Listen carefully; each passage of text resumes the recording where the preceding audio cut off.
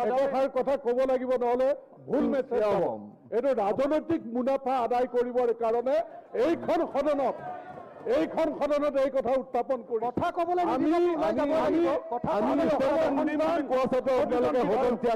অসমৰ মাটি 1 ইঞ্চিও আমি কোনো ৰাজ্যক দিয়াটো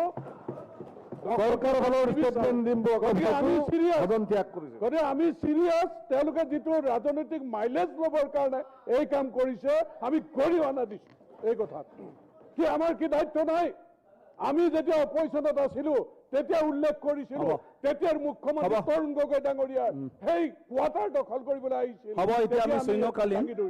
আজিও আমি কৈছো দায়বদ্ধতাৰে 1 ইঞ্চি মাটি আমি সকলো বিধায়কে অসমৰ মাটিক কোনো হাত দিয়াটো সহ্য নকৰো হ'ব মন্ত্ৰী ডাঙৰীয়া হলে সন্মানীয় সদন শুনক সন্মানীয় সদন এতিয়াতো স্পিকাৰক চান্সো নিদিয়ে ওলাইয়ে গ'ল মানে নিয়ম মতে সকলো সদস্যই জানি ল'ব লাগে যে আমি কোনটো বিষয় কেতিয়া উত্থাপন কৰিব লাগে আৰু ইয়াৰ প্ৰচিডিউৰটো কি এতিয়া সৈন্যকালীন অৱস্থাই হওক 301 হওক যে হওক সেইটো হল স্পিকাৰৰ মানে সিদ্ধান্ত আৰু কিছুটো হল লটাৰী নাহিলেতো মই একো কৰিব নোৱাৰো এতিয়া চাওক সৈন্যকালীনৰ ক্ষেত্ৰত মই তেওঁলোকে থাকোঁতেও মই হিটোই ক'ব খুজিছিলো 1 নম্বৰটো হল কি এডজৰ্নমেন্ট মোশনৰ ক্ষেত্ৰত কোনো সাবস্টেন্সে লিখা নাই অকল নিউজ পেপাৰটো গাঁঠি দিছে আমি নিউজ পেপাৰৰ মতে যাব নোৱাৰো নিউজ পেপাৰৰ বিষয়টো লৈ ফালে সন্মানীয় সদস্যজনে কি অনুভৱ কৰিছে হিটো বিষয়ত আলোচনা কৰাটো প্ৰয়োজন আছে বুলি হিটো কথা লিখিব লাগে গতিকে তেওঁৰ এপ্লিকেশনটোৱে এসপাৰ হোৱা নাই হেতু এপ্লিকেশনতে ৰিজেক্ট ক'বলৈ গ'লে কিন্তু আইনত কোৱা আছে যে হিটোৰ কাৰণে মই এক্সপ্লেইন দিব নালাগে স্পিকাৰে গতিকে হিটোৰ কাৰণে ইয়াত উত্তৰ প্ৰশ্নৰ কোনো কথা নাহে তথাপিও প্ৰসংগটো উত্থাপন কৰিছে কাৰণে পাৰ্লিয়ামেণ্টাৰী এফেয়াৰ্স মিনিষ্টাৰে কিবা এটা ক'ব সৰকাৰ হিচাপে তেখেতসকলৰ মনৰ কথাটো ক'ব কিন্তু এডজৰ্নমেণ্টৰ কিবাটো মই একচেপ্ট কৰা নাই আৰু তেনেকুৱাকৈ একচেপ্ট কৰিব পৰা ৰুলত নাই যিটো দিছে গতিকে সেই হিচাপে সেইটো একচেপ্ট হোৱা নাই যদিও তেওঁলোকে ৱাক আউট কৰিছে মই হাউচত আজি সেইটো কথা অৱগত কৰিছো যিটো মই নকলিও হয় কিন্তু যেহেতু পৰিবেশে আজি কৈছে মানে কম্পেল কৰিছে তো এই কাৰণে মই কৈছো যে একচুয়ালি নোটিফিকেশন দে ৰিজেক্ট হয়েছে মানে তো এতিয়া সেই কাৰণে আমি আগবাঢ়ি যাওঁ এতিয়া হল সৈন্যকালীন ঘণ্টা এতিয়া শ্ৰী হেমাংগ ঠাকুৰীয়া অধ্যক্ষ মহোদয় যদিও মোৰ বিষয়টো যোৱা 8 আগষ্টত দৈনিক অসমৰ পেজ নম্বৰ 9ত ওলাইছে মই ক'ব লগা বিষয়টো কিন্তু মই নিজে পাৰ্সোনেলিটি অনুভৱ কৰোঁ আৰু সেই কাৰণে সদনৰ মজিয়াত আজি উপস্থাপন কৰিব ওলাইছো পেপাৰটো ওলাইছিলে এসময়ৰ ৰাজ্যৰ সৰ্বাধিক এৰী কাপোৰ উৎপাদন কেন্দ্ৰ সমস্যাৰে জৰ্জৰিত দক্ষিণ কামৰূপৰ শিপিনী যেটো মই নিজে দক্ষিণ কামৰূপৰ বাসিন্দা আৰু মই দক্ষিণ কামৰূপৰে পলাকবাৰী সমষ্টিৰ প্ৰতিনিধিত্ব কৰোঁ সো এটা অতি গুৰুত্বপূৰ্ণ বিষয় সো মই মন্ত্ৰী মহোদয়ক আমাৰ সন্মানীয় হেণ্ডলুম এণ্ড টেক্সটাইল বিভাগৰ মন্ত্ৰী মহোদয়ক দৃষ্টিগোচৰ কৰিব বিচাৰিছো আমি সকলোৱে জানো যে আমাৰ অসম তথা উত্তৰ পূৰ্বাঞ্চল এৰী প্ৰডাকশ্যনৰ ক্ষেত্ৰত আগবাঢ়ি থকা এটা অঞ্চল আৰু বিশেষকৈ আমাৰ ইয়াতে যথেষ্ট সংখ্যক এৰী প্ৰডাকশ্যনৰ এটা ওয়েদাৰ কন্ডিশনটো তেনেকুৱা যাতে এৰী প্ৰডাকশ্যন কৰিব পাৰি আৰু আমাৰ ইয়াতে ইতিমধ্যে বহু বছৰৰ পৰা বিশেষকৈ ট্ৰাইবেল মহিলাসকল আৰু বহু শিল্পী ইয়াতে এৰী সূতা উৎপাদন আৰু এৰী কাপোৰ বনোৱাত ইয়াতে নিয়োজিত হৈ আছে আৰু বিশেষকৈ আমাৰ নিজৰ মই দক্ষিণ কামৰূপ অঞ্চলৰ কথাই কৈছো এই দক্ষিণ কামৰূপত বিশেষকৈ মোৰ সমষ্টিত সৰুবংশৰ বুলি এখন ঠাই আছে আৰু লগতে বৃহত্তৰ দক্ষিণ কামৰূপত প্ৰায় 25,000ৰো অধিক শিল্পী এই এৰী কাপোৰ উৎপাদন আৰু সূতা উৎপাদন আৰু এৰী কাপোৰ উৎপাদনৰ লগত জড়িত আৰু আমাৰ দক্ষিণ কামৰূপৰ পানকেন্দ্ৰ বিজয়নগৰ এখন ঠাই আছে আপোনালোকে জানে এই বিজয়নগৰতে বৃহত্তৰ এখন এৰী কাপোৰৰ বজাৰ ইয়াতে হয় আৰু এই এৰী কাপোৰ বাহিৰৰ দেশতো যায়, অকল অসম বা নৰ্থ ইষ্ট বা অন্য ৰাজ্যতেই নহয়, বাহিৰৰ দেশৰ যেনে Japan, China, Nepal, Bhutan, Myanmar আৰু বহুতো এনেকুৱা ধৰণৰ ৰাজ্য দেশবিলাকত আমাৰ এৰী কাপোৰবিলাক ইতিমধ্যে ইয়াৰ পৰা যায়। আৰু ইয়াতে মই উল্লেখ কৰিব বিচাৰিছোঁ, বিশেষকৈ ইয়াতে চাইণ্টিফিকভাৱে এটা ৰিপৰ্ট এটা পোৱা হৈছে ইতিমধ্যে, বিশেষকৈ আমাৰ এই অঞ্চলৰ যি এৰী সূতা বা এৰী কাপোৰ, এই কাপোৰৰ 15টা গুণ থাকে। যেনেকৈ এই এৰী কাপোৰ পিন্ধিলে আল্ট্ৰাভায়োলেট ৰেৰ পৰা প্ৰটেকশ্যন পোৱা হয় আৰু স্কিন ডিজিজ মানুহৰ নহয়, আৰু এইটো মানুহ এই কাপোৰ পিন্ধিলে মেণ্টেলিও ষ্ট্ৰং কৰে বা ফিজিকেলিও ষ্ট্ৰং কৰে, এনেকুৱা ধৰণৰ কিছুমান তথ্য চাইণ্টিফিকেলি দিয়া হৈছে। আৰু ভিটামিন ডি প্ৰডাকশ্যনৰ ক্ষেত্ৰতো সহায় কৰে, আৰু এইটো এটা নেচাৰেল ফাইবাৰ। চ' সেইকাৰণে এৰী এটা অত্যন্ত এটা আমি গৌৰৱান্বিত যাতে এৰীটো আমাৰ ইয়াতে বেছি প্ৰডাকশ্যন হয়, আৰু এনেকুৱা ধৰণৰ এৰী প্ৰডাকশ্যনটো আমি অত্যন্ত গুৰুত্ব সহকাৰে ল'ব লাগে। আৰু সেইটো কাৰণে মই আপোনালোক এই সদনৰ মজিয়াত দৃষ্টিগোচৰ কৰিব বিচাৰিছোঁ, এটা সময়ত আমাৰ প্ৰায় বিজয়নগৰ এৰিয়াতে ডেইলি বেচিছত কৰিছোঁ, এইটো 1 লাখ 2 লাখ টকাৰ কথা নহয়, প্ৰায় 2 কোটি 3 কোটি টকা ডেইলি এৰী কাপোৰ বিক্ৰী হৈছিলে, এৰী কাপোৰৰ বজাৰ হৈছিলে। কিন্তু সেই এৰী এতিয়া কমিকৈ এৰী কাপোৰৰ বিজনেছটো কমিকৈ গৈ ডেইলি এতিয়া 30 লাখ 40 লাখ টকালৈ আহিছে। ইয়াৰে প্ৰধান কাৰণ হ'ল যে ইয়াতে আগতে যেনেকৈ আমাৰ চৰকাৰীভাৱে কিছুমান আমাৰ যি ব্যৱস্থা ল'ব লাগিছিলে আগৰ সময়ত লোৱা হোৱা নাছিলে, কিয়নো আৰু বিশেষকৈ এৰী প্ৰডাকশ্যনৰ সময়ত কিছুমান নেচাৰেলিও ডেমেজ হয় এৰী যিহেতু আপোনালোকে জানে, এৰী প্ৰডাকশ্যনটো এটা আমাৰ এটা কোকুন তৈয়াৰ হ'ব লাগে, সেই কোকুনটো তৈয়াৰ হওঁতে মাত্ৰ 45 দিন লাগে। এই 45 দিনৰ সময়ত কোকুন তৈয়াৰৰ সময়ত প্ৰায় 800 টকা খৰচ হয় কেজিত আমাৰ এটা শিপিনীৰ, আৰু সূতা প্ৰডাকশ্যনৰ ক্ষেত্ৰত 1100 টকা খৰচ হয়, প্ৰায় 2000 টকা খৰচ কৰে। কিন্তু সূতা 1 কেজিৰ মূল্য, এৰী সূতাৰ মূল্য 2200 টকা 2500 টকাত বিক্ৰী কৰিব লগা হয়।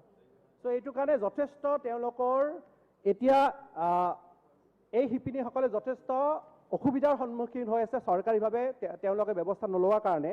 আৰু বিশেষকৈ এতিয়া বজাৰখনত আমাৰ দক্ষিণ কামৰূপ জিলাৰ বজাৰত এইটো এটা অতি গুৰুত্বপূৰ্ণ বিষয়, মন্ত্ৰী মহোদয়ক মই দৃষ্টিগোচৰ কৰিব বিচাৰিছোঁ সদনক। আমাৰ দক্ষিণ কামৰূপত ডুপ্লিকেট সূতা এতিয়া বাহিৰৰ পৰা আহে, বিশেষকৈ কিছুমান বাহিৰা ৰাজ্যৰ পৰা, যেনেকৈ ৱেষ্ট বেংগল আৰু এনেকৈ ৰাজ্য কিছুমানৰ পৰা ডুপ্লিকেট সূতা এৰী সূতা আহে, যিটো নেকি এই গুণাগুণ যি গুণাগুণৰ কথা ক'লোঁ মই অলপ আগতে, এই গুণাগুণখিনি সেই এৰী কাপোৰৰ লগত এই এৰী সূতাৰ লগত নাথাকে, যাৰ ফলত নেকি এতিয়া বাহিৰত যিটো আমাৰ ডিমাণ্ড আছিলে, এই ডিমাণ্ডটো এতিয়া কমি অহাৰ ফলতো আমাৰ যি ক'লোঁ অলপ আগতে যে 2 কোটি 3 কোটি টকা পাৰ ডে বিক্ৰী হৈছিল এটা সময়ত, সেইটো গৈ এতিয়া 20 লাখ 30 লাখ পৰ্যন্ত নামি আহিছে। আৰু সেইটো কাৰণে যি হাজাৰ যি মই ক'লোঁ যে 25,000ৰ অধিক, মোৰ সমষ্টিতে প্ৰায় 5,000 প্ৰফেশ্যনেলি এই এৰী সূতাৰ লগত জড়িত ব্যক্তি আছে, আৰু প্ৰায় 15,000 তেওঁলোকে অন্য কামৰ লগতে এইটো বিজনেছৰ লগত জড়িত। চ' এই শিপিনীসকল আৰু এই যি ব্যক্তিসকল ইয়াতে জড়িত হৈ আছে, এই ডুপ্লিকেট সূতা অহাৰ ফলত তেওঁলোকৰ যি প্ৰডাকশ্যন, তেওঁলোকে কি কৰিব লাগে, যিহেতু তেওঁলোকে চৰকাৰীভাৱে সাহায্য পোৱা নাই, এই ডুপ্লিকেট সূতাটো কিনিবৰ বাধ্য হৈ গৈছে, যাৰ ফলত নেকি ইয়াৰে যি চাহিদা অন্য আগতে আছিলে সেই চাহিদাটো কমি আহিছে। আৰু বিশেষকৈ মই মন্ত্ৰী মহোদয়ক দৃষ্টিগোচৰ কৰিব বিচাৰিছোঁ যে আমাৰ সমষ্টিতে ৰঙামাটিত এজন নৰমোহন দাস বুলি ব্যক্তি আছে, আৰু দখলাত মোৰ গাঁও দখলাত হৰেণ দাস বুলি যে ব্যক্তি আছে, এই ব্যক্তিসকলে এৰী বিজনেছটো এতিয়া ইণ্টাৰনেশ্যনেল পৰ্যায়লৈ লৈ গৈছে, অথচ তেওঁলোকে কিন্তু চৰকাৰীভাৱে যিমান সাহায্য পাব লাগিছিলে সেই সাহায্য পোৱা নাই। তেওঁলোকৰ তাত বাহিৰৰ দেশৰ মানুহে ৰিচাৰ্চ কৰিব আহে, আৰু এই নৰমোহন দাস যিজন ব্যক্তিৰ কথা ক'লোঁ, তেওঁৱে 50টা নেচাৰেলি কালাৰ, বিভিন্ন আমাৰ ওচৰৰে বিভিন্ন গছ গছনিৰ পৰা তেওঁ 50টা কালাৰ নিজে তৈয়াৰ কৰে।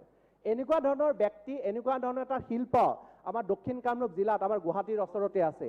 এই শিল্পীসকলক যদি আমি চৰকাৰীভাৱে ব্যৱস্থা কৰি দিওঁ, নিশ্চয়কৈ অনাগত দিনবিলাকত এই এৰী যিটো এটা বাহিৰৰ ৰাজ্যবিলাকত যিটো এটা বৃহৎ এটা প্ৰসাৰ আছে, যিটো একচেপ্টেঞ্চ আছে, কিয়নো যি গুণাগুণৰ কথা হ'ল এই বেলেগ দেশো জানে, তেওঁলোকক এটা এই ব্যৱস্থা কৰি দিলে নিশ্চয়কৈ তেওঁলোক উপকৃত হ'ব।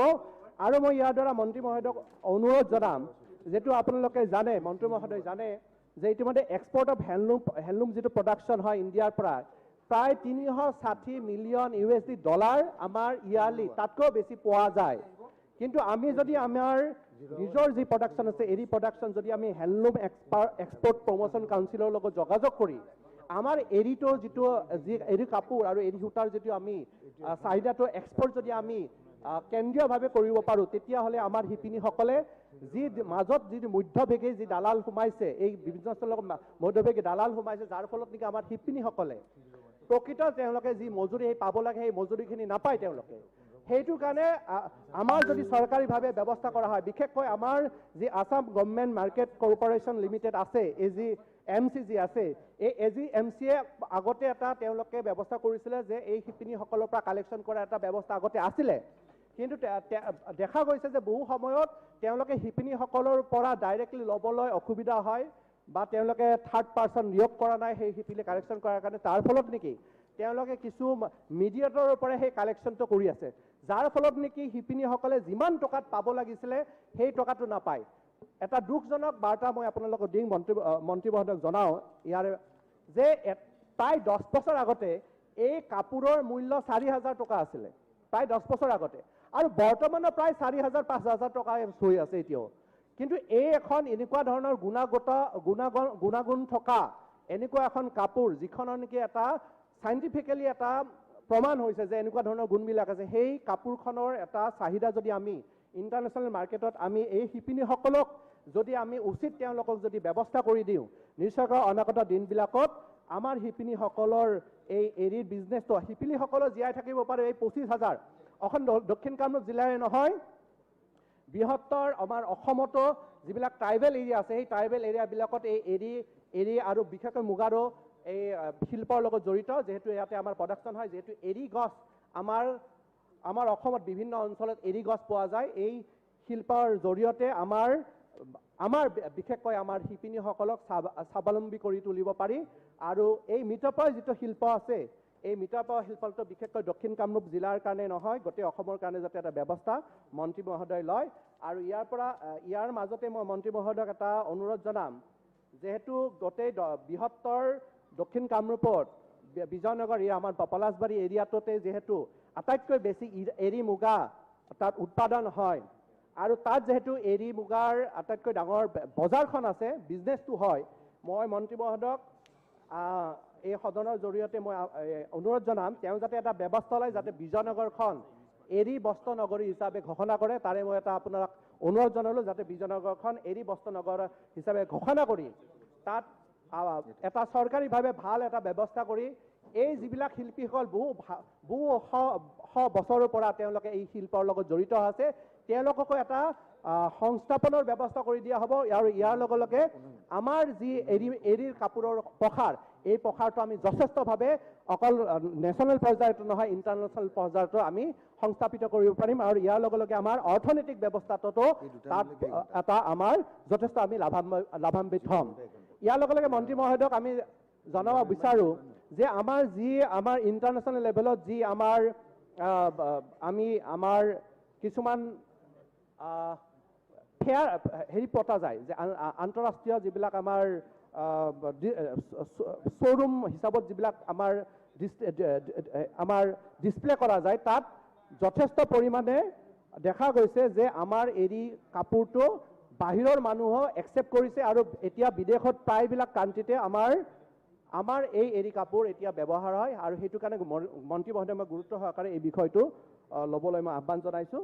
আৰু বিশেষকৈ আমাৰ বিজয়নগৰখন এৰী বস্ত্ৰ নগৰী হিচাপে ঘোষণা কৰিবৰ কাৰণে আহ্বান জনাইছোঁ। এইখিনি মই ক'ব লগা আছিল মন্ত্ৰী মহোদয়। ধন্যবাদ। মাননীয় মন্ত্ৰী মহোদয়।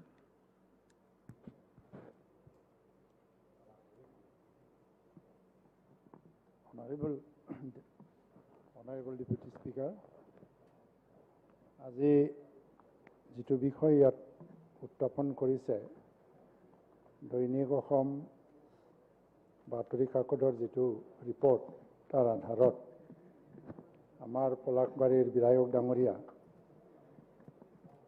এই বিভাগত দৃষ্টিগোচৰ কৰিছে কিছুমান বিষয়টো উত্থাপন কৰি পেলাই মই ধন্যবাদ দিছোঁ। প্ৰথমতে কাৰণ এই ডিপাৰ্টমেণ্ট ৰিলেটেড বহুতখিনি প্ৰশ্ন আহিলে এই সদনত, কিন্তু সদনৰ হুলস্থুলীয়া পৰিৱেশৰ কাৰণে প্ৰশ্নবিলাক তুলিবলৈ সুবিধা পোৱা নাই আৰু ময়ো কিছু উত্তৰ দিবলৈ সুযোগ পোৱা নাই।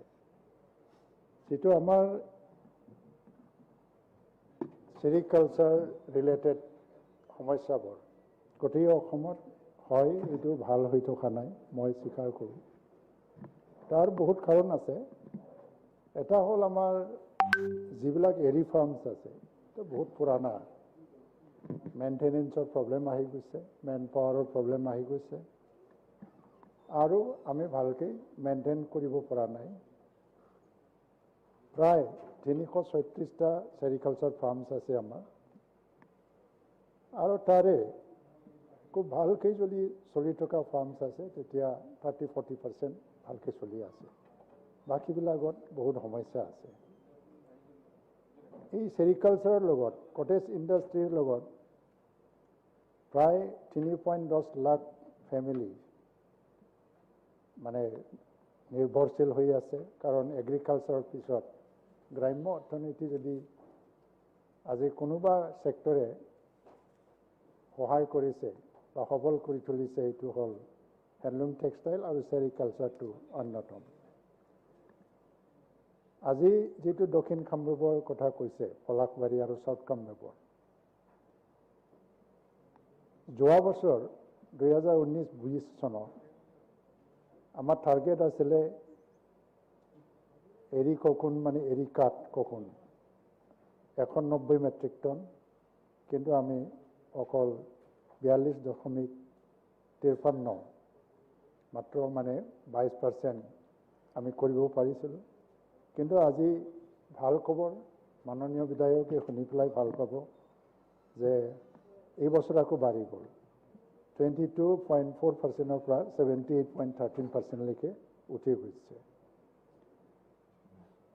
সেইকাৰণে আকৌ আমাৰ যিটো চেৰিকালচাৰ বা এৰি প্ৰডাকশ্যন সেইটো বাঢ়ি গৈছে, সেইটো আমি ক'ব পাৰোঁ। কিছুমান সমস্যা আছে মেইনটেনেন্সৰ ক্ষেত্ৰত, সেইবিলাক দূৰ কৰিব লাগে। আৰু সেইকাৰণে আজি যিটো বাজেট, এই বাজেটত কিছুমান স্কিমবিলাক আমি লৈছোঁ, যেনেকৈ পুৰণা ফাৰ্মবিলাক, যেনেকৈ এৰি, মুগা, মালবেৰী চব ফাৰ্মবিলাকক আকৌ ভাল কণ্ডিশ্যনত আনিবৰ কাৰণে আৰু উন্নত কৰিবৰ কাৰণে কিছু টকা ধাৰ্য কৰা হ'ল। সেইটো হ'ল মানে প্ৰায় 28 crore 9,15,043 কোটি টকা ধাৰ্য কৰা হৈছে। সকলো ফাৰ্মবিলাকক আমি আকৌ উন্নত মানত আনিবৰ কাৰণে কাম কৰি যাব। ইয়াৰ লগতে যিটো চেৰিকালচাৰ বা বুলি ক'লে যিটো গল্ডেন মানে চিল্কৰ লগত জড়িত আছে, আমাৰ বাজেটত এইটোও ধৰা হ'ল যে মানে গল্ডেন চিল্ক পাৰ্ক স্থাপন কৰিবৰ কাৰণে। তো ইয়াৰ মাজতে মই আকৌ আপোনাক জনাব বিচাৰিছোঁ, যিটো মৌজাৰ কথা আপুনি উল্লেখ কৰিছে, সৰু বাঞ্চাৰ মৌজা, ইয়াত প্ৰায় মানে 1100 ৱেভাৰ্ছ আছে যিবিলাকে এৰি প্ৰডাক্টৰ কাৰণে কাম কৰে। আৰু সেই ৱেভাৰ্ছবিলাকে আজি জেনেৰেল OBC বা শিডিউল কাষ্টৰে বেছি, জনজাতিসকলেও আছে। 97টা যিটো সেল্ফ হেল্প গ্ৰুপ ৱেভাৰ্ছ আছে আৰু কোঅপাৰেটিভ ছ'চাইটি আছে, যেনেকৈ প্ৰাইমাৰী ৱেভাৰ্ছ কোঅপাৰেটিভ ছ'চাইটিজ, অৰ্গেনাইজ আৰু ৰেজিষ্টাৰ্ড ছ'চাইটিজ। এই ছ'চাইটিবিলাকে স্কিমছ প্ৰজেক্ট, বিভিন্ন স্কিম প্ৰজেক্টছৰ দ্বাৰা দি সহযোগিতা পাই আছে বা সহায় পাই আছে। পাৰ্টিকুলাৰলি মই 6টা ছ'চাইটিবিলাকৰ নামটো ক'ব বিচাৰিছোঁ। নাম্বাৰ 1 আমতলা আদৰ্শ বোৱাকটা সমবায় সমিতি, RRR পেকেজ আছে নাবাৰ্ডৰ, 2014-2015 চনত প্ৰায় 77,323 টকা তেওঁলোকে পাইছিলে। শিপিনী বিকাশ বোৱাকটা সমবায় সমিতি আছে, তেওঁলোকে একেই স্কিমৰ পৰা 1,03,762 টকা পাইছিলে। কলৈপাৰীয়া মহিলা BKSS তেওঁলোকেও পাইছিল, নোয়াভাটিয়া BKSS তেওঁলোকেও পাইছিল, জিয়াকুৰ মহিলা ৰেচম BKSS তেওঁলোকে পাইছিল, আমতলা কৈবাতৰা পাৰা তেওঁলোকেও পাইছিল। এতিয়া দক্ষিণ কামৰূপ এৰিয়াত উইভাৰ্ছবিলাকে বিভিন্ন আঁচনিৰ অধীনত লাভ পাই আছে, যেনেকৈ উইভাৰ্ছ এক্সটেনশ্যন ছাৰ্ভিচ আৰু বিভিন্ন যিবিলাক সেল্ফ হেল্প গ্ৰুপ তেওঁলোকক অনুদান দিয়া হৈছে। তাৰ ডিটেইলছবিলাক আমাৰ ৰেকৰ্ডত আছে।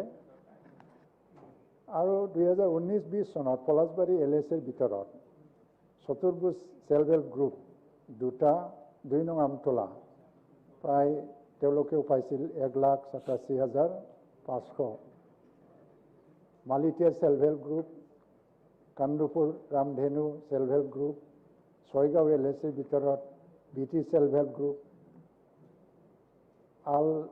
আলেকজেৰী গ্ৰাম্য বিকাশ সেল্ফ হেল্প গ্ৰুপ, বকো LSৰ ভিতৰত Jonali self help group, Radhika self help group আৰু ব্লক লেভেল ক্লাষ্টাৰ লেভেলত হেণ্ডলুম ডেভেলপমেণ্ট প্ৰগ্ৰামৰ আণ্ডাৰত বহুতখিনি আঁচনিবিলাক দিয়া হৈছে। তথাপিও মই ক'ম আজি ৰামফুল ব্লক লেভেল ক্লাষ্টাৰ ইমপ্লিমেণ্টেড বাই সৰু তেজপুৰ মহিলা BKSS লিমিটেড, ৰাণী ব্লক লেভেল ক্লাষ্টাৰ প্ৰগতি BKSS সামাৰ্ডৰ আণ্ডাৰত বহুতখিনি আঁচনি তেনেকৈ অনুদান হিচাপে দি থকা হৈছে। কিন্তু মই ক'ম যে হয়, যিবিলাক সমস্যা আহি গৈছে আমাৰ এৰী প্ৰডাক্টৰ ওপৰত, যিবিলাক এৰী কাপোৰ বাহিৰলৈ যায় সেইটো কমি গৈছে বা বজাৰত উপযুক্ত মাৰ্কেট পোৱা নাই। AGMCয়ে ডাইৰেক্টলি ক্ৰয় কৰিছিল এটা সময়ত, কিন্তু এই ব্যৱস্থাটো নাই। কাৰণ বহুতখিনি কথাটো আমাৰ চৰকাৰী পলিচিৰ ওপৰত নিৰ্ভৰ কৰে, আঁচনিৰ ওপৰত। যেনেকৈ সঘনে এটা কথা উঠি থাকে যে আমি মালবেৰীৰ ক্ষেত্ৰত ছাবচিডি দিছোঁ, যেনেকৈ 20% আমি ছাবচিডি দিছোঁ।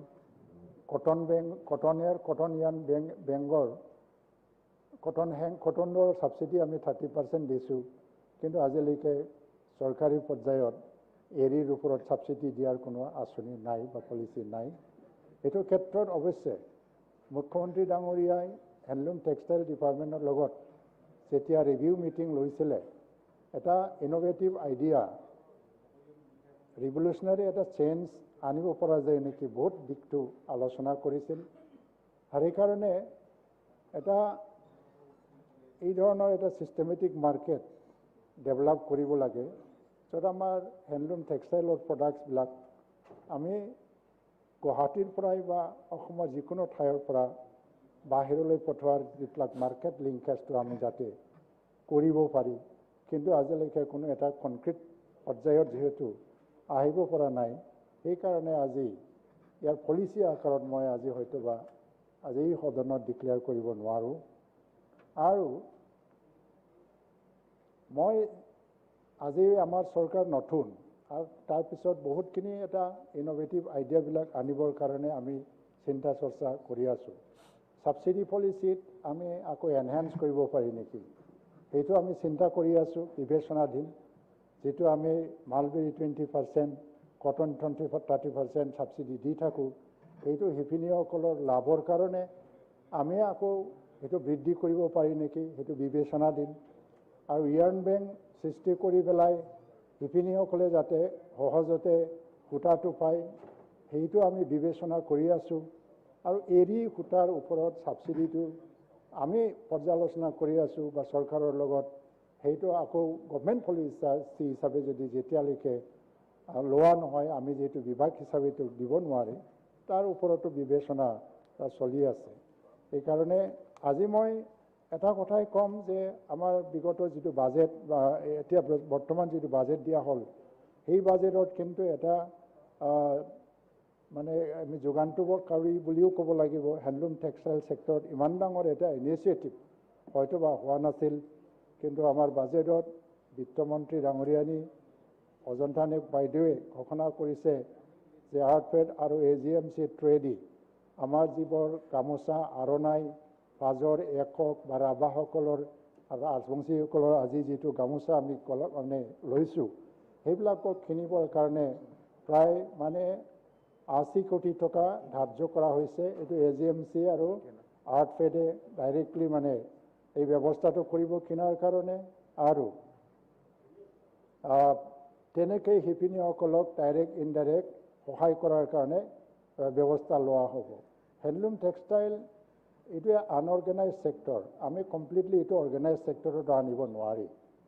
কেতিয়াবা হয়তোবা আমি মোৰ অৰ্গেনাইজ মেনাৰত কাম কৰিবৰ কাৰণে চিন্তা কৰিব পাৰি। সেইকাৰণে উইভাৰ্ছ প্ৰডিউচাৰ্ছ যিটো এছ'চিয়েশ্যন সেই আইডিয়াবিলাক ডেভেলপ কৰা হৈছে আৰু লগতে আনঅৰ্গেনাইজ ছেক্টৰ হোৱাৰ কাৰণে আমাৰ উইভাৰ্ছসকলৰ সঠিক ডাটা আমাৰ হাতত কেতিয়াবা নাথাকে আৰু উইভাৰ্ছবিলাকৰ লিষ্টটো যদি পায় তেওঁলোকে প্ৰডিউচ কৰা বস্ত্ৰবিলাক কিমান আমি প্ৰডিউচ কৰিছোঁ, বজাৰত কেনেকৈ তেওঁৰ মানে বিক্ৰী হয়, তাৰ চাহিদা কিমান, সেই মাৰ্কেট এছেছমেণ্টবিলাক আমাৰ সঠিকভাৱে কোনোদিন নহয়। তো এইবিলাকক আমি যদি সঠিক এছেছমেণ্ট কৰিব নোৱাৰোঁ তো মাৰ্কেট ডাইমেনশ্যনটো আমি ঠিক কৰাটো মুস্কিল। কাৰণ বিদেশৰ চাহিদাৰ কথাটো কৈছে, 2-এটা শ্ব'ৰুম আমি কৰিব পাৰোঁ বিদেশত আৰু কিছুমানে হয়তোবা এইটো দেখিছে বাহিৰৰ নতুন বস্তু আৰু এটা আউট অফ ফেশ্বন 2-এটা কিনি পেলাই ঘৰত থ'ব পাৰে, কিন্তু এটা মাৰ্কেট ডিমাণ্ডত এইটো গুচি নাযায়। এটা মাৰ্কেট ডিমাণ্ড কৰিব লাগিলে বহুতখিনি আঁচনি লাগে। সেইকাৰণে ভাৰতত আকৌ শ্ব'ৰুম খোলা হ'ব। অসম চৰকাৰৰ এটা সিদ্ধান্ত হৈছে অসম ভৱন য'ত য'ত আছে তাত শ্ব'ৰুম কৰা হ'ব। লগতে এয়াৰপৰ্টছবিলাকত আমাৰ মাৰ্কেট প্ৰমোশ্যনৰ কাৰণে ডিছপ্লে চেণ্টাৰ বনোৱা হ'ব। এইবিলাক আঁচনি আমি লৈছোঁ। লগতে গাঁও অঞ্চলৰ যিখিনি শিপিনীসকলৰ ৱেলফেয়াৰৰ কাৰণে আমি যে কাম কৰিব লাগে তাত নতুনকৈ হেণ্ডলুম মডেল ভিলেজ গঠন কৰাৰ কাৰণেও ডিচিশ্যন লোৱা হ'ল আৰু এম্পৰিয়ামবিলাকক মানে আমি বৃদ্ধি কৰিম গোটেই অসমত, ৰেলৱে ষ্টেচনৰ পৰা এয়াৰপৰ্টলৈকে। আৰু বিদেশৰ যিটো মাৰ্কেট সেইটো এটা ডাঙৰ এটা বিষয়। সেইকাৰণে ইয়াত বিদেশত এক্সপৰ্ট কৰিবৰ কাৰণে যিবিলাক পলিচিৰ প্ৰয়োজন সেইটো গভৰ্ণমেণ্ট পৰ্যায়ত আমি কৰিব লাগিব পলিচি আকাৰত। Thank you. আজি আপুনি যিটো এটা ব্যক্তিগতভাৱে কিছুমান দাবী দিছে, আপুনি এই যে অলপ চমু কৰিব। চমুকৈ মই শেষ কৰিব গৈ আছোঁ যে মানে যিটো কৰোণাটো এটা কাৰণ আছিলে আৰু আজি দাবী যিটো দিছে এই দাবী অনুযায়ী যিটো বস্ত্ৰ নগৰী ঘোষণা কৰা যিটো দাবী, অৱশ্যে এইটো এটা গোটেইবিলাক কণ্ডিশ্যনবিলাক নিজৰ এই এৰিয়াতে ফুলফিল হ'ব লাগিব। বস্ত্ৰ নগৰীটো এনেই মানে ঘোষণা কৰা মানে আজি এটা সিদ্ধান্ত আকাৰত দিব পৰা এটা বিষয় নহয়, কিন্তু যদি গোটেইবোৰ কণ্ডিশ্যন ফুলফিল হৈ যায়, তাৰ বজাৰ উচিত এটা কণ্ডিশ্যনত গুচি যায় আৰু ঠিক তেনেকৈ মানে গভৰ্ণমেণ্টে যদি বিবেচনা কৰে কেতিয়াবা আমাৰ বিভাগে সেইটো বস্ত্ৰ নগৰী হিচাপে ঘোষণা কৰাৰ এটা সম্পূৰ্ণ কণ্ডিশ্যন ফুলফিল হৈছে, সেই সময়ত বিবেচনাৰ বিষয় হ'ব। তো আজি হয়তো বা মই মাননীয় সদস্য মহোদয়ক এই বিষয়ত মানে সঠিক চিধা-চিধি মানে ডাইৰেক্ট ৰিপ্লাই দিব নোৱাৰিম, কিন্তু আপোনাৰ যিবিলাক জ্ঞান, আপোনাৰ যিখিনি ষ্টাডি ইয়াৰ ওপৰত মই মানিছোঁ আপোনাৰ যথেষ্ট জ্ঞান আছে। কেতিয়াবা আপোনাৰ লগত ব্যক্তিগতভাৱে আলোচনা কৰি আপোনাৰ পৰা সহযোগিতা বিচাৰিম কেনেকৈ আগবাঢ়ি যোৱাটো ভাল। সেইখিনিকে গৈ মোৰ এনচাৰ হিচাপে মই ইয়াতে সামৰিছোঁ। Thank you. আমাৰ 0 আৱাৰ দ্বিতীয়গৰাকী বিধায়ক শ্ৰী ধৰ্মেশ্বৰ কোঁৱৰ ডাঙৰীয়াক ইংৰাজী 6-8-2021 তাৰিখৰ অসম আদিত্য বাতৰি কাকতত প্ৰকাশিত বহিঃৰাজ্যৰ যুৱকক বাগিচাত মকৰল, স্থানীয় নিবনুৱাক চাহ পুঁজিপতিৰ প্ৰতাৰণা শীৰ্ষক বিষয়টো উত্থাপন কৰিবলৈ অনুৰোধ জনালোঁ। মাননীয় অধ্যক্ষ উপাধ্যক্ষ মহোদয়, যোৱা ইংৰাজী 6 আগষ্টৰ 2021 তাৰিখে অসম আদিত্য বাতৰি কাকতত প্ৰকাশিত বহিঃৰাজ্যৰ যুৱকক বাগিচাত মকৰল, স্থানীয় নিবনুৱাক চাহ পুঁজিপতিৰ প্ৰতাৰণা শীৰ্ষক বাতৰিটোৰ বিষয়ত বিভাগীয় মন্ত্ৰী মহোদয়ৰ মনোযোগ আকৰ্ষণ কৰিব বিচাৰিছোঁ। অধ্যক্ষ মহোদয়, চাহ উৎপাদিত ৰাজ্য হিচাপে অসম বিশ্ববিখ্যাত। লগতে আমাৰ চৰাইদেউ জিলাৰ সোণাৰী সমষ্টি বিশেষকৈ 54খন চাহ বাগিচাই পৰিপুষ্টিত। তেনেস্থলত চাহ উৎপাদিত ৰাজ্য হিচাপে অসমৰ বিভিন্ন অঞ্চলৰ লগতে আমাৰ মোৰ সোণাৰী সমষ্টিত বৃহৎ বৃহৎ চাহ বাগিচা বিভিন্ন মালিক পক্ষই স্থাপন কৰিছে যদিও মালিক পক্ষই আমাৰ স্থানীয় নিবনুৱা যুৱকসকলক প্ৰতাৰণা কৰি অহা আমাৰ পৰিলক্ষিত হৈছে।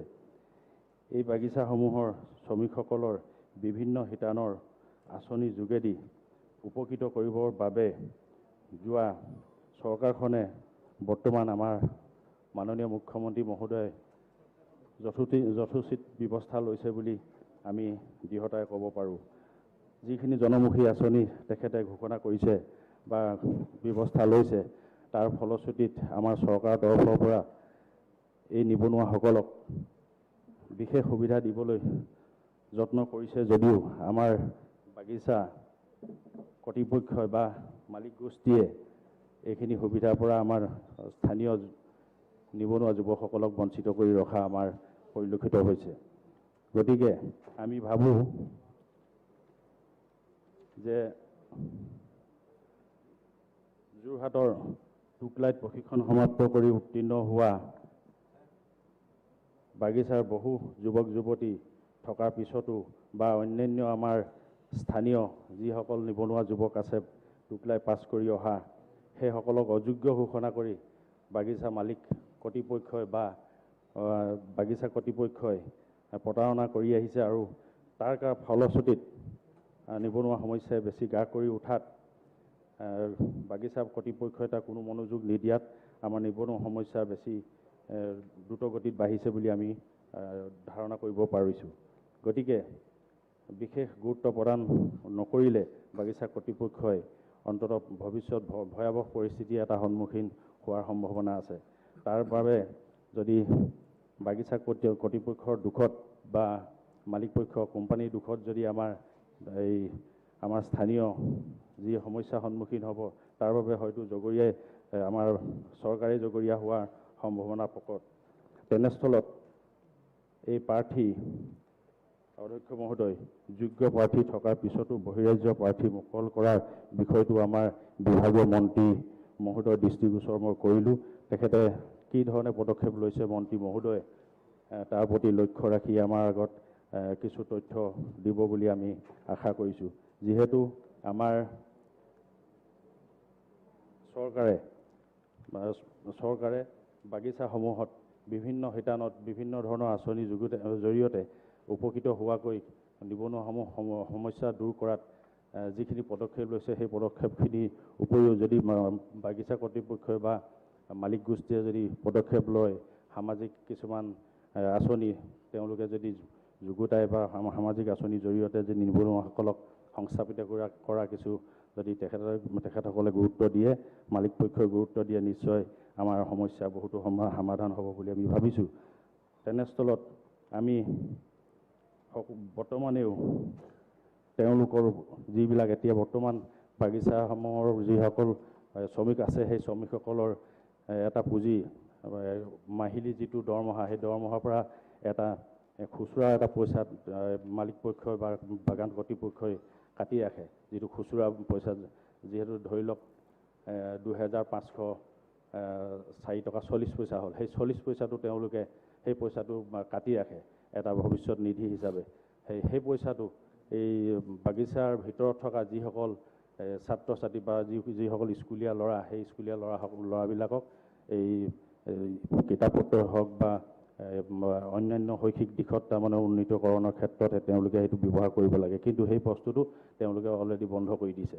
তাৰোপৰি যিটো প্ৰভিডেণ্ট ফাণ্ড আছিল বাগিচা শ্ৰমিকসকলে পাবলগীয়া, সেই প্ৰভিডেণ্ট ফাণ্ডটো এতিয়া বৰ্তমান প্ৰায়ভাগ বাগানতেই এইটো বন্ধ কৰা আমি দেখিছোঁ আৰু আমাৰ ওচৰত সেই আপত্তি আমাক আহি পেলাই জনসাধাৰণে দিছে, বাগিচা শ্ৰমিকসকলে আমাক দিছে। গতিকে সেই প্ৰভিডেণ্ট ফাণ্ডটো বৰ্তমানো কাটি ৰাখিছে, কিন্তু পইচাটো এতিয়ালৈকে এই শ্ৰমিকসকলক দিয়াৰ পৰা বঞ্চিত কৰি ৰাখিছে।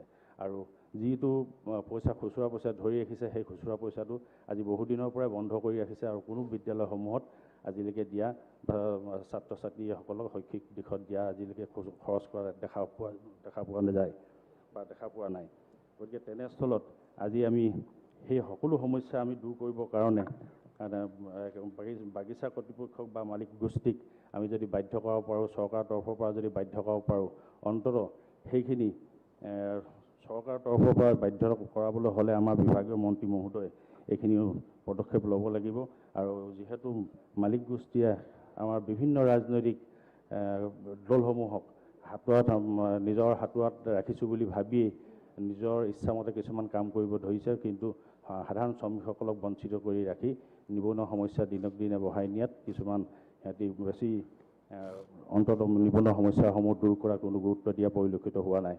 গতিকে আৰু তেওঁলোকে তেনেকুৱা এটা মনোভাৱনাই আজি বিদেশত আজি অসমত উৎপাদিত চাহপাতৰ ধনেৰে আজি বিদেশত বিলাসী জীৱন কটোৱা আমি দেখিবলৈ পাইছোঁ। গতিকে আজি সেই মালিক গোষ্ঠীক যদি অন্ততঃ বাধ্য কৰোৱা হয়, চাহ বাগানৰ কৰ্তৃপক্ষক যদি বাধ্য কৰোৱা হয়, তেতিয়াহ'লে অন্ততঃ আমাৰ চাহ বাগানৰ যিসকল বৰ্তমান শিক্ষিত নিবনুৱা যুৱক আছে সেইসকল আমি অন্ততঃ সমস্যাসমূহ দূৰ কৰিব পাৰিম। তাৰোপৰি বাগানৰ ভিতৰত বহুতো কৃষি কাৰ্যত নিয়োজিত কৰি ৰাখিব পৰা কিছুমান জেগা আছে, কিছুমান জলাশয় আছে। সেই জলাশয়সমূহত মাছৰ পোনা মেলি তেওঁলোকে অন্ততঃ তেওঁলোকৰ সঁজুলীয়া পুখুৰী নিৰ্মাণ কৰি সেই নিবনুৱাসমূহক অন্ততঃ সংস্থাপিত কৰিব পৰা স্বাৱলম্বী হোৱা কিছুমান পথ দিব পাৰিব। সেইখিনি যদি কৰে অন্ততঃ আমাৰ বাগানৰ নিবনুৱা সমস্যাটো দূৰ হ'ব। নহ'লে আৰু এই নিবনুৱা সমস্যাই বাগানৰ কৰ্তৃপক্ষৰ অৱহেলিত হোৱা এই নিবনুৱাসকলে এদিন আমাৰ বিস্ফোৰণ যে ঘটাব বা এদিন যে সংগ্ৰামৰ বিস্ফোৰণ ঘটাব সেইটো কোনো নুই কৰিব নোৱাৰি। গতিকে আমি আশা কৰিছোঁ আৰু বাগানৰ কৰ্তৃপক্ষক বা কোম্পানী গোষ্ঠীক আমাৰ চৰকাৰৰ তৰফৰ পৰা বিভাগীয় মন্ত্ৰীয়ে হওক বা চৰকাৰে হওক যথোচিত ব্যৱস্থা লৈ তেওঁলোকক বাধ্য কৰাব লাগে সকলো সমস্যা দূৰ কৰিবৰ কাৰণে। গতিকে মই আমাৰ উপাধ্যক্ষ মহোদয়ৰ যোগেদি আমাৰ বিভাগীয় মন্ত্ৰী মহোদয়ক মই এইখিনি অৱগত কৰিলোঁ। গতিকে ভৱিষ্যত এই সমস্যা দূৰ কৰিব পাৰে তাৰ প্ৰতি পদক্ষেপ ল'ব। ধন্যবাদ। মাননীয় মন্ত্ৰী।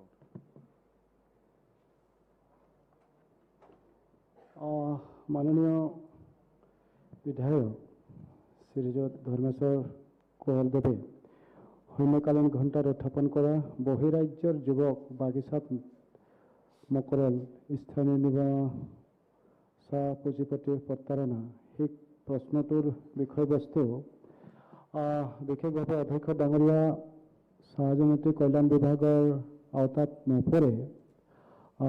বিশেষভাৱে এইটো নিশ্চিতভাৱে আমাৰ স্কিল এমপ্লয়মেণ্ট আৰু এণ্টাৰশ্বিপ ডেভেলপমেণ্ট এই বিভাগলৈ আচলতে আহিব। কিন্তু তথাপিও যিহেতু তেখেতে এই প্ৰশ্ন উত্থাপন কৰিছে, মই নিশ্চিতভাৱে এই বিভাগলৈ তেখেতৰ এই বিষয়বিলাক মই প্ৰেৰণ কৰিম। কিন্তু তাৰ মাজতে তেওঁ দুটামান কথা অৱগত কৰিছে। হয় অধ্যক্ষ ডাঙৰীয়া, বৰ্তমানে চাহ বাগিচাসমূহত যথেষ্ট শিক্ষিত নিবনুৱা যুৱক যুৱতী আছে। প্ৰত্যেকখন চাহ বাগিচাতে এতিয়া আমাৰ ল'ৰা ছোৱালীবিলাক শিক্ষিত হৈছে। কোনোবা হাই ছেকেণ্ডেৰী আছে, কোনোবা গ্ৰেজুৱেট আছে, তাতকৈ ওপৰতো শিক্ষা গ্ৰহণ কৰিছে। আৰু তেনে ক্ষেত্ৰত নিশ্চিতভাৱে নিবনুৱাৰ সমস্যা বাগিচাসমূহত দেখা দিছে। আৰু নিশ্চিতভাৱে তেখেতে কোৱাৰ দৰে বহু সময়ত চাহ বাগিচাসমূহত কেতিয়াবা যদি ৱেলফেয়াৰ অফিচাৰৰ পষ্ট ওলায় বা এছিষ্টেণ্ট মেনেজাৰৰ পষ্ট ওলায়, তেতিয়াহ'লে আচলতে তেওঁলোকে কেলকাতাত তেওঁলোকে কেতিয়াবা বাছনি পৰীক্ষা পাতি পেলাই তেওঁলোকে এইবিলাক পদত তেওঁলোকে মকৰল কৰা দেখা যায়। তো গতিকে এই বিষয়টো আচলতে আমাৰ শ্ৰম বিভাগৰ আণ্ডাৰত নপৰে। তো গতিকে নিশ্চয় আমাৰ ইণ্ডাষ্ট্ৰী মন্ত্ৰী ডাঙৰীয়াৰ আণ্ডাৰতে হ'ব। মই তেখেতক এই কথা অৱগত কৰিম। লগতে তেখেতে যি PFৰ কথা উল্লেখ কৰিছে অধ্যক্ষ ডাঙৰীয়া, PFৰ যেতিয়া নেকি আমি কোনোবা এখন চাহ বাগিচাৰ যদি তেনেধৰণৰ আমি অভিযোগ পাওঁ, লগে লগে সেইখন চাহ বাগিচাৰ ওপৰত আমি বিহিত ব্যৱস্থা গ্ৰহণ কৰোঁ। আৰু তেখেতৰ ওচৰত যদি তেনেকৈ পাৰ্টিকুলাৰ যদি তেনেকৈ ধৰণৰ কিবা চাহ বাগিচাৰ তেনেকৈ ধৰণৰ পেট বঞ্চিত কৰা তথ্য আছে, আমাক দিব। আমি ইতিপূৰ্বে এনেধৰণৰ শ্ৰমিকৰ পৰা কৰ্তন কৰি পেলাই যদি শ্ৰমিকসকলক এনেধৰণৰ বঞ্চিত কৰি ৰখা হৈছে, তেতিয়াহ'লে বহু চাহ বাগিচা ইতিমধ্যে আমি এটেচমেণ্ট কৰিছোঁ। তাৰ লগতে বিভিন্ন ধৰণৰ তেওঁলোকক আমি জবাবদিহি নটিচ তেওঁলোকক প্ৰেৰণ কৰিছোঁ আৰু তেওঁলোকক বাধ্য কৰাইছোঁ শ্ৰমিকসকলৰ যি প্ৰাপ্য ধন তেওঁলোকক দিয়াবৰ কাৰণে। তো গতিকে যদি তেনেধৰণৰ কোনোবা এখন চাহ বাগিচাই তেনেকৈ ধৰণৰ শ্ৰমিকসকলৰ প্ৰাপ্য ধনৰ পৰা তেওঁলোকক বঞ্চিত কৰিছে, এই বিষয়টো যদি মোক লিখিতভাৱে মোক অৱগত কৰে, তেতিয়াহ'লে নিশ্চিতভাৱে সেইখন চাহ বাগিচাৰ ওপৰত বিহিত ব্যৱস্থা কৰা হ'ব। লগতে অধ্যক্ষ ডাঙৰীয়া, খুচুৰা পইচাৰ কথাটো তেখেতে কৈছে। এইটো আচলতে এখন চাহ বাগিচাৰ শ্ৰমিকসকল, মেনেজমেণ্ট আৰু তাত থকা যিসকল ট্ৰেড ইউনিয়ন থাকে, সেই ট্ৰেড ইউনিয়নসকলৰ মাজতেই এই খুচুৰা পইচাখিনি তেওঁলোকে বিভিন্ন কামত আচলতে তেওঁলোকক ব্যৱহাৰ কৰা দেখা যায়। তেওঁলোকৰ লাইনত কিবা পূজা পৰ্ব হ'লে বা অন্য ক'ৰবাত কাৰোবাৰ কিবা হ'লে এই পইচাটো তেওঁলোকে নিজাববীয়াকৈ নিজৰ মাজতে আলোচনা কৰি পেলাই ব্যৱহাৰ কৰা দেখা যায়। আৰু এইটো বিষয়টো আচলতে আমাৰ শ্ৰম বিভাগৰ পৰা এই পইচাটোৰ বিষয়ে কিবা আমি কোৱাৰ আচলতে আমাৰ হাতত তেনেকৈ ধৰণৰ আইতাত এইটো নপৰে। গতিকে তেওঁলোকে আমাৰ যিসকল ট্ৰেড ইউনিয়ন আছে আৰু শ্ৰমিকসকলৰ মাজতেই এই বিষয়টো তেওঁলোকে বিভিন্ন ধৰণৰ কাম কাজত তেওঁলোকে ব্যৱহাৰ কৰে। লগতে অধ্যক্ষ ডাঙৰীয়া, আপোনালোকে জানে যে আমি বিভিন্ন দিশত বিশেষভাৱে আমাৰ শিক্ষিত যুৱক যুৱতীসকলৰ বাবে আমি আঁচনি প্ৰস্তুত কৰি পেলাই তেখেতসকলক বিভিন্ন সময়ত আমি বিভিন্ন সহায় সহযোগিতা আমি কৰি আছোঁ আমাৰ বিভাগ তৰফৰ পৰা। তো গতিকে ইতিমধ্যে আমাৰ আপোনালোকে জানে যে চাইমন সিং হৰৰ যি আঁচনি আছে, এই আঁচনিৰ জৰিয়তে যিসকল শিক্ষিত যুৱক যুৱতী আছে তেখেতসকলক আমি 5,000 টকাকৈ দিয়াৰ ব্যৱস্থা কৰিছোঁ। ইতিমধ্যে আমি প্ৰায় 4,500 যুৱক যুৱতীসকলক আমি এই আঁচনিৰ লগত সাঙুৰি পেলাই আমি তেখেতসকলক অনুদান দিছোঁ। কিন্তু যোৱাবাৰ বিত্ত বিভাগে আমাক কিছু পুঁজি কমকৈ দিয়াৰ বাবে আমি 25,000ৰ পৰিৱৰ্তে তেওঁলোকক আমি 12,000 টকাকৈ দিবৰ কাৰণে সক্ষম হৈছোঁ।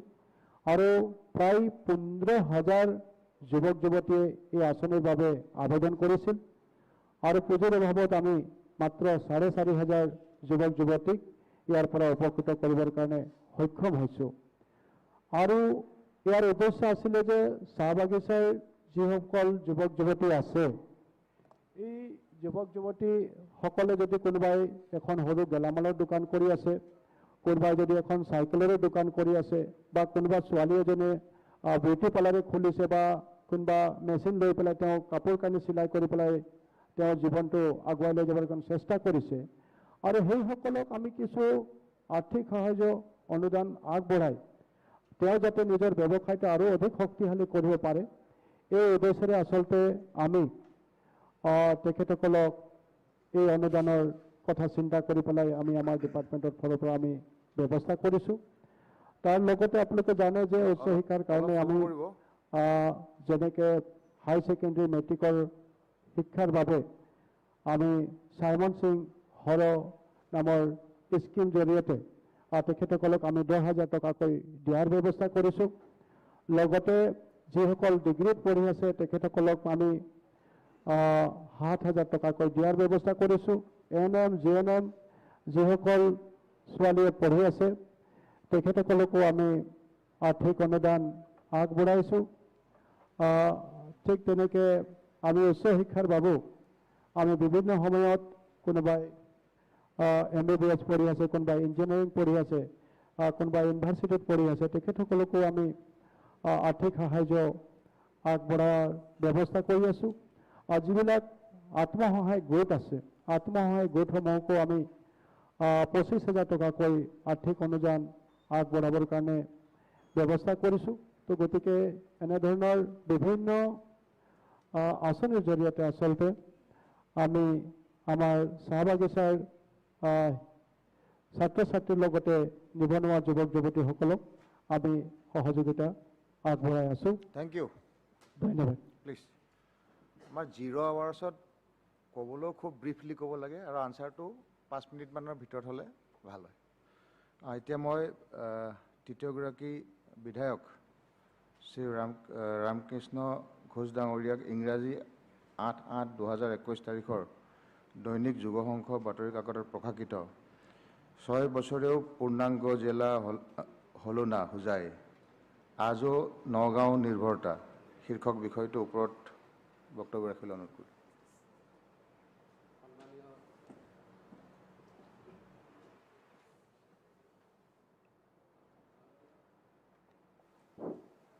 মাননীয় উপাধ্যক্ষ ডাঙৰীয়া, যোৱাকালি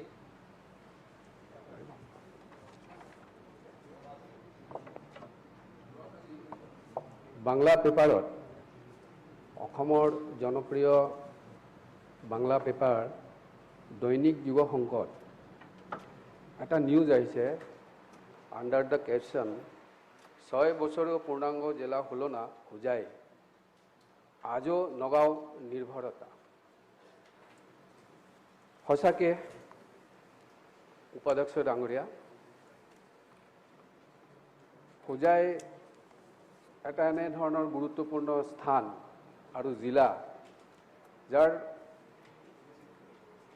দুইফালে এটা হ'ল ডিমাচা জিলা আৰু দুইফালে কাৰ্বি আংলং ইষ্ট আৰু west, surrounded by Karbi Anglong east and west, অৰ্থাৎ মধ্যমণি হ'ল হোজাই। আমি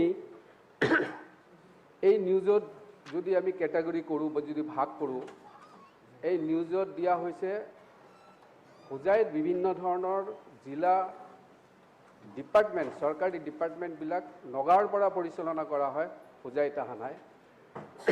আৰু এটা হ'ল এডুকেশ্যন ডিপাৰ্টমেণ্ট, এডুকেশ্যনৰ ওপৰতো দিয়া হৈছে। আৰু এটা হ'ল লংকাত পলিউশ্যনৰ কথা তাত দিয়া আছে, তাত পলিউশ্যনৰ কথাও ইয়াত কোৱা হৈছে। এতিয়া কথা হ'ল যদি হোজাই জিলাটো ইমান গুৰুত্বপূৰ্ণ, এই জিলাত এতিয়ালৈকে আমাৰ তাত যিটো লিষ্ট আছে, মই লিষ্ট অলপ গাই দিওঁ। তাৰ ভিতৰত ধৰক district social welfare office, soil conservation department, inspector of school, district sports office, district jail, district industry and commerce office, district fishery office, কলেজৰ কথাটো মই পিছত ক'ম, district library, district auditorium, integrated office complex, eco park, district development commission, PWD building, agriculture market hub, labour department, tourism department, water resource department, handloom and textile department, horticulture, মোটামুটি ইমানবোৰ department ৰৈ গ'ল। আৰু আটাইতকৈ ডাঙৰ কথা হ'ল কি যে কম্পিউটাৰ মনিটৰিং ছিষ্টেম সেইটো নগাঁৱৰ পৰা পৰিচালনা কৰে, অৰ্থাৎ ইয়াৰ পৰা যদি কিবা ফাণ্ড এল'কেশ্যন হয় তাত দেখা যায় যে নগাঁৱৰ পৰা অফিচাৰবিলাকে কাটি দিয়ে, হোজাই বঞ্চিত হয়। কিন্তু হোজাই এনে এটা ঠাই, এনে এটা ডিষ্ট্ৰিক্ট, আমি এইটো কথা মনত ৰাখিলোঁ, হোজাই খালি হোজাই ৰাইজৰ কাৰণে নহয়, হোজাইটো ডিমা হাছাও ডিষ্ট্ৰিক্ট কাৰণে, ডিমা হাছাও ডিষ্ট্ৰিক্টৰো, হোজাইটো west and east Karbi Anglong ডিষ্ট্ৰিক্টৰো হয়। কাৰণ আমি দেখিছোঁ তাতে হোজাই কলেজত এতিয়া ইউনিভাৰ্চিটি হ'ল ৰবীন্দ্ৰনাথ টেগৰ ইউনিভাৰ্চিটি, তাত বহুতো কাৰ্বি ষ্টুডেণ্ট, বহুতো ডিমাচা ষ্টুডেণ্ট তাত হোষ্টেলত থাকি তাত পঢ়া শুনা কৰে। কিন্তু তাত দেখা যায় কি ইন্সপেক্টৰৰ যিটো অফিচ, সেই অফিচটোৱে আপোনাৰ হেৰিত আছে, নগাঁৱত আছে। তো এনেধৰণৰ যদি হেৰি হয়, তাৰপিছতো আপোনালোকে লক্ষ্য কৰিব ইমানবোৰ ষ্টুডেণ্ট হয়, কিন্তু তাৰ হায়াৰ ছেকেণ্ডেৰী আৰু কলেজৰ সংখ্যা বৰ কম। শংকৰদেৱ নগৰ শ্ৰীমন্ত শংকৰদেৱ জুনিয়ৰ কলেজ এটা আছে, তাত ডিগ্ৰী ক্লাছ হয়, কিন্তু লংকা কলেজৰ পৰা পাৰ্মিশ্যন লৈহে তেখেতসকলে কৰে, ক্লাছটো চলায়। এতিয়া বহুত ষ্টুডেণ্ট, এইবাৰ আমি জানো বহুত ষ্টুডেণ্ট পাছ কৰি ওলাই আহিল, এই ষ্টুডেণ্টবিলাক ক'ত এডমিশ্যন ল'ব? যদি শ্ৰীমন্ত শংকৰদেৱ জুনিয়ৰ কলেজক যদি ডিগ্ৰীৰ পাৰ্মিশ্যন দি দিয়া হয়, আমি যদি ইয়াৰ পৰা অলপ ইনিচিয়েটিভ লওঁ, তেতিয়াহ'লে সোনকালে তাৰ এডুকেশ্যনেল এটমছফিয়াৰটো ভাল হৈ যাব। কিন্তু সেইটোৱে মই চৰকাৰ মাননীয় মন্ত্ৰী মহোদয়ৰ ওচৰত প্ৰাৰ্থনা জনাইছোঁ যে যদি সোনকালে এই ক্ষেত্ৰত ধ্যান দিয়ে। আৰু এটা ডাঙৰ কথা হ'ল কি যে এই চৰকাৰে বহুতো ৰাস্তা বনাইছে, বহুতো ইণ্ডাষ্ট্ৰিয়েল সেক্টৰবিলাকক প্ৰমোট কৰাৰ কাৰণে কাম কৰি আছে। সেই হিচাপে আমি দেখিছোঁ লংকা অঞ্চলত ডালমিয়া চিমেণ্ট ফেক্টৰী আছে। আমি তেখেতসকলক প্ৰমোট কৰিব লাগিব। তেখেতসকলক যদি আমি দিগদাৰি দিওঁ তেতিয়াহ'লে এই ইণ্ডাষ্ট্ৰীবিলাক নাথাকে। কিন্তু তেখেতসকলৰ যিটো হেৰি বিভিন্ন ৰ মেটেৰিয়েলছ লৈ যোৱা হয়, ফ্লাই এছবিলাক লৈ যোৱা হয়, তাৰ পৰা বহুত ধৰণৰ ধূলি উৰে। গোটেই লংকাত আপোনালোকে চাব যে ধূলি উৰে, যাৰ পৰা কেঞ্চাৰৰ নিচিনা বেমাৰো হ'ব পাৰে। সেইকাৰণে লংকাৰ যিটো ৰোডৰ ব্যৱস্থাটো বেয়া হৈ যায়, কাৰণ তেখেতসকলৰ হেভি গাড়ীবিলাক সেই ইণ্ডাষ্ট্ৰীত সেই চিমেণ্ট ফেক্টৰীত যাব লাগে।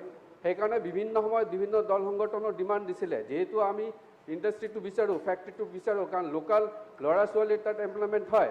সেইকাৰণে তাত ৰেল ইয়াৰ্ডটো ভিতৰত যদি লৈ যাব পাৰি বা খেৰুনিৰ পৰা যদি এটা চাব ৱেব আমি দিব পাৰি, তেতিয়াহ'লে কি হয়, তাত এই সমস্যাটোৰ সমাধান হৈ যায় আৰু পলিউশ্যনৰ সমস্যাৰ সমাধানটো হৈ যায় পাৰ্মানেণ্টলি।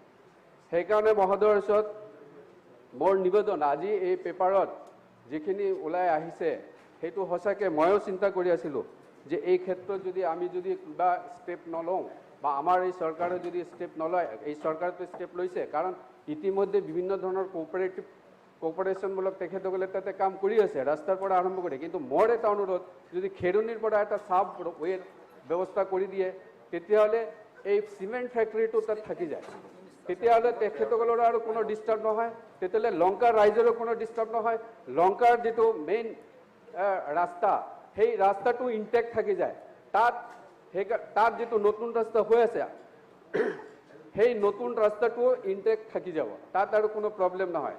সেইকাৰণে মন্ত্ৰী মহোদয়ৰ ওচৰত মোৰ নিবেদন যে হোজাইৰ যদি এইকেইটা এডুকেশ্যনৰ বিভাগৰ পৰা আৰম্ভ কৰি কলেজ এষ্টাব্লিছ কৰাৰ পৰা আৰম্ভ কৰি গোটেইখিনি ক্ষেত্ৰত যদি অলপ ধ্যান দিয়ে তেতিয়াহ'লে এই হোজাই ডিষ্ট্ৰিক্টটোৰ পৰা আমাৰ ডিমা হাছাও জিলাও আৰু কাৰ্বি আংলং জিলাও উপকৃত হ'ব বুলি মই ভাবোঁ। তো মহোদয়ৰ ওচৰত মোৰ নিবেদন এইখিনি যে আপুনি এইখিনিৰ ওপৰত কিবা যদি ভাবিছে আপুনি উত্তৰ দিব। থেংক ইউ মন্ত্ৰী মহোদয়।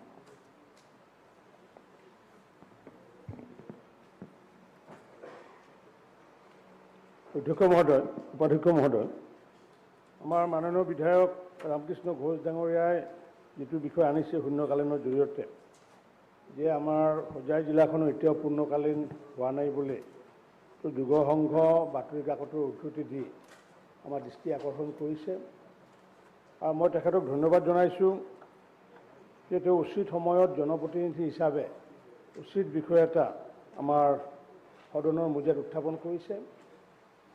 যোৱা 2016 চনৰ 25 জানুৱাৰী তাৰিখে হোজাই জিলাখনক মহকুমাখনক জিলা হিচাপে ঘোষণা কৰা হৈছিলে আৰু সেইদিনাখনৰ পিছত ক্ৰমাগতভাৱে তাত জিলা উপায়ুক্ত কাৰ্যালয় আৰু তাত আৰক্ষী অধীক্ষকৰ কাৰ্যালয় ইতিমধ্যে স্থাপন কৰি তাৰ পৰা কাৰ্যক্ষম হৈ আছে। উপাধ্যক্ষ মহোদয়, মই GADৰ মন্ত্ৰী হিচাপে আচলতে মই অকল তাত জিলা উপায়ুক্তৰ কাৰ্যালয়ৰ বিষয়টোহে মোৰ চোৱা চিতাৰ দায়িত্ব বা তাত চাৰ্কিট হাউচৰ বিষয়ে চোৱা চিতাৰ দায়িত্ব। বাকী যিবোৰ বিষয় তেখেতে আজি আনিছে কাৰ্যালয়, সেই কাৰ্যালয়ৰ সম্পূৰ্ণ বিষয়বোৰ আচলতে আমাৰ বিভাগৰ অন্তৰ্গত নহয়।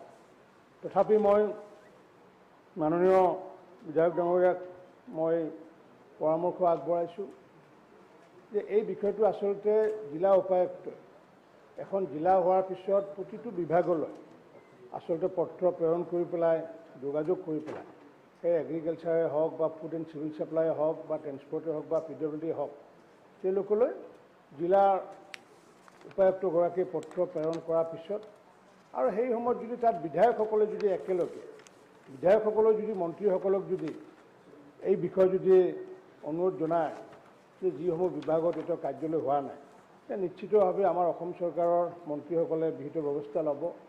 যেনেকুৱাকৈ উপাধ্যক্ষ মহোদয়, বজালী জিলাখন জিলা হোৱাৰ পিছত বা মই তাত জনপ্ৰতিনিধি হোৱাৰ পিছত সমান্তৰালভাৱে তাত বজালী জিলাৰ উপায়ুক্তগৰাকীয়েও প্ৰতিটো বিভাগলৈ পত্ৰ প্ৰেৰণ কৰিছে আৰু সমান্তৰালভাৱে ময়ো প্ৰতিগৰাকী মন্ত্ৰীক সেই বিভাগীয় কাৰ্যালয়সমূহ স্থাপন কৰাৰ কাৰণে পত্ৰ প্ৰেৰণ কৰাই অকল নহয়, তেওঁলোকৰ ওচৰত গৈ পেলাই অনুৰোধ জনাইছোঁ গতিকে আমাৰ ৰামকৃষ্ণ ঘোষ ডাঙৰীয়াই আমি ইতিমধ্যে আমাৰ উপায়ুক্তগৰাকীক যোৱাকালি আমি এটা পৰামৰ্শ আগবঢ়াইছোঁ এনেকুৱাকৈ যাতে তেওঁ পত্ৰ প্ৰেৰণ কৰে আৰু বিধায়কগৰাকীয়েও যদি তেওঁ বিভাগীয় মন্ত্ৰীসকলৰ লগত যদি সম্পৰ্ক স্থাপন কৰে নিশ্চিতভাৱে আগন্তুক দিনত তেখেতৰ নেতৃত্বত বা তেওঁৰ সহযোগত হোজাই জিলাখন আমি সৰ্বাংগ সুন্দৰ হিচাপে আমি স্থাপন কৰিব পাৰিম এইখিনি আমাৰ বিভাগৰ উত্তৰ ধন্যবাদ মাননীয় উপাধ্যক্ষ মহোদয় এতিয়া আমাৰ ৰামকৃষ্ণ ঘোষ ডাঙৰীয়া আপুনি এক্টিভলি লাগিব লাগিব আপোনাৰ জিলাটো পূৰ্ণাংগ পৰ্যায়ত আনিবলৈ কাৰণে হয় উপাধ্যক্ষ মহোদয় হয়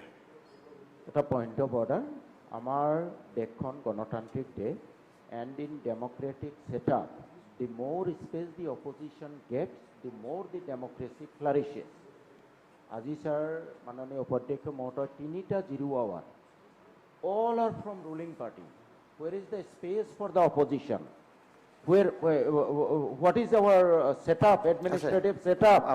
Why not a single niyam hol, sir? Apuni next কাৰ্যসূচীত থাকোতে তেতিয়া ৰুলিঙৰ কোনো নাই বুলি ক'বলৈ কাৰণে সুবিধা এটা পাব No, 0 hour, this is a device. এতিয়া This is a device, at least কাৰ্যসূচী নিয়মমতে 4 দুটা বিৰোধী পক্ষ পাব লাগে আজি বিৰোধী পক্ষৰ 50 জন বিধায়ক আছে এটা 0 hour কি সিলেক্ট কৰা নহল This is bad, sir. Next. This is 3001 to সকলো This is the 301 to সকলো oppositionৰ আছে of the house. Please sit down. Kindly take Please sit note down. of it. At least the opposition should get enough space. You in cannot this house. cannot And only question then democracy the will speaker's flourish. decision. Please sit down. This is bad, sir. Please sit down. কাৰ্যসূচী number 4 rules 54 এতিয়া মাননীয় সদস্য ৰূপক শৰ্মা ডাঙৰীয়া অসম বিধানসভাৰ 54 নং দফাৰ অধীনত 2021 চনৰ 11 July তাৰিখে নিয়মীয়া বাৰ্তা কাকতত প্ৰকাশিত নগাঁৱত নৈ বিল জলাশয় পাৰৰ ভূমি বেদখল শীৰ্ষক বাতৰিটো ৰাজহ আৰু দুৰ্যোগ ব্যৱস্থাপনা বিভাগৰ মন্ত্ৰীক মনোযোগ আকৰ্ষণ কৰিব